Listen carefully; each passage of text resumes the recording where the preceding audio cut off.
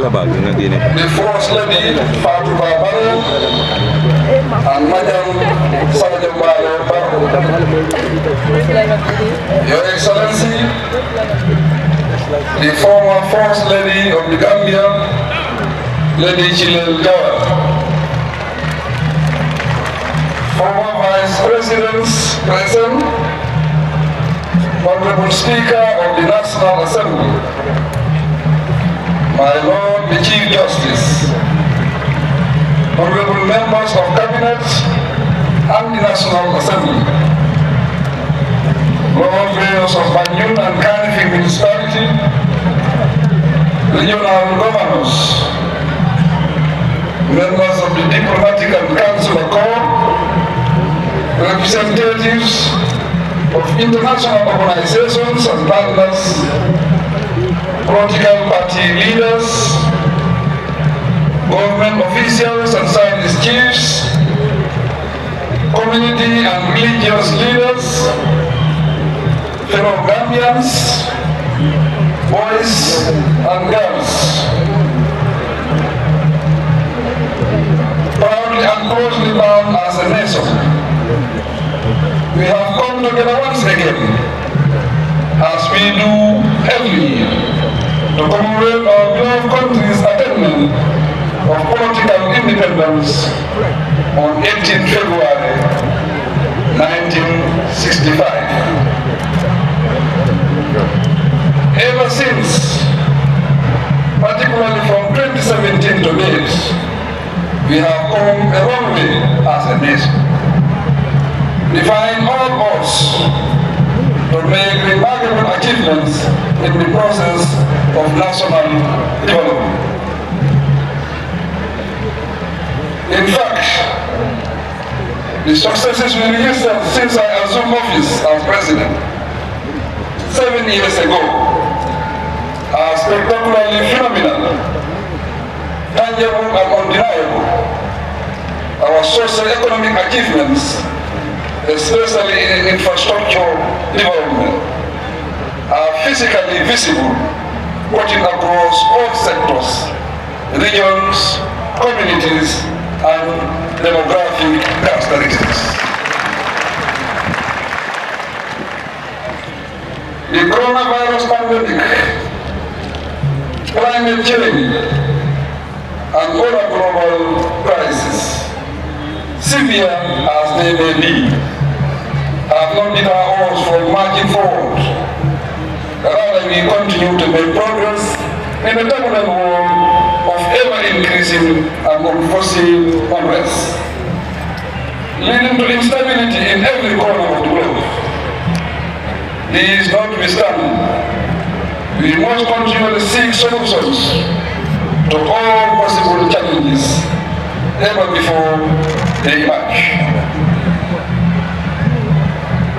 In light of the upheavals, fears and threats within the sub-region and beyond, we must endeavor to educate our people and inspire them to remain steadfast in safeguarding the nation, contributing to its progress, and helping to secure the peace and stability we so lovingly enjoy as Gambians. For this reason, it is necessary to ask urgently, how can we preserve the nation as a people, together with our successes and build on them? How can we safeguard the nation, inclusive of our sovereignty, symbols of authority and institutions?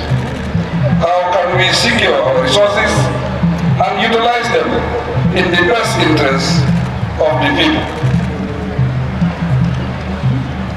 These questions compel me to conclude that this year's National Day celebration should be devoted to reflection on our collective responsibility of preserving the nation, safeguarding the state, and securing our resources. Distinguished ladies and gentlemen, boys and girls, Preserving the nation for what it was requires us to cherish and safeguard our identity, history, culture, social structures, relationships, and everything else that distinguishes us as a people. Embedded in these trends are our shared values and ways of coexisting in peace and harmony as Gambians. Hence, we must make sure that they are not corrupted to give way to indecency. To succeed in this national endeavor, the government we choose to manage our affairs, the constitution and the laws that regulate behavior, the institutions that provide services, and the territorial boundaries that define our land surface must be at the heart of whatever we do. Without these, our resources would be wasted, which we must collectively resolve to prevent.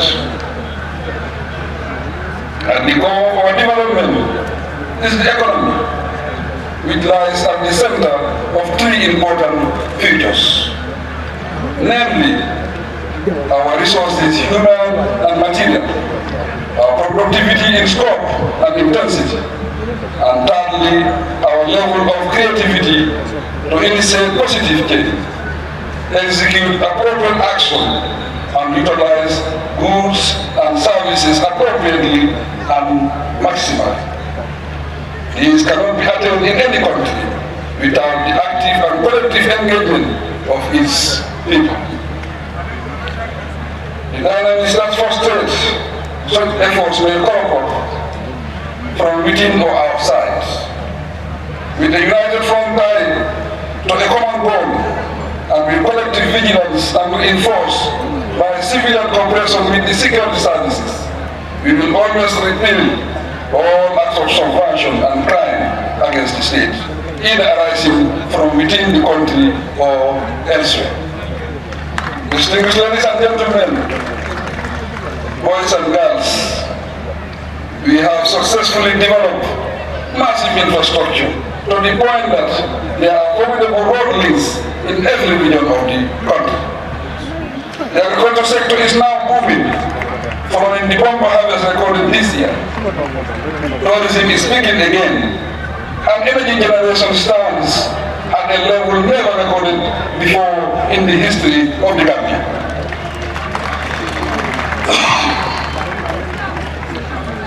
The expansion in education and health services is prominent, and my government continues to receive positive feedback in all areas of development. We are fully aware, nonetheless, that development is a never-ending process. As a result, we will continue to work hard and invite all Gambian citizens and supporters to come on board and be part of the national bandwagon to fly the Gambian flag much higher.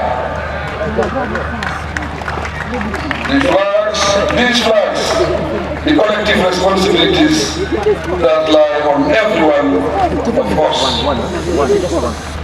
To spell it out, these are the civil responsibilities of acting passionately and legitimately on our mandates, roles, duties, and assignments as public servants or private citizens or both. Our national plans, sector policies, programs and projects, legal frameworks, and service delivery are done transparently to allow for public participation and scrutiny. Every citizen and friend of the Gambia, therefore, has the opportunity to be part of the process, and we encourage everyone to come on board. I challenge you to transform these doors into sustained meaningful dialogue, to educate the people and allow everyone to play their roles as patriotic and constructive Gambian citizens. I suggest further that such themes be the thrust of formal and informal discussions, including engagements in educational and non-educational institutions, to feed onto the public discourse on our collective responsibility to protect, preserve, and make the most of the nation and its resources. The ultimate goal of all such engagement must, however, rest on the attainment of our development targets and objectives. The recent consultative activities with the political leaders and national dialogue were both received with approval and were successful. The response and participation of political leaders, civil society organizations, and the public were healthy and constructive.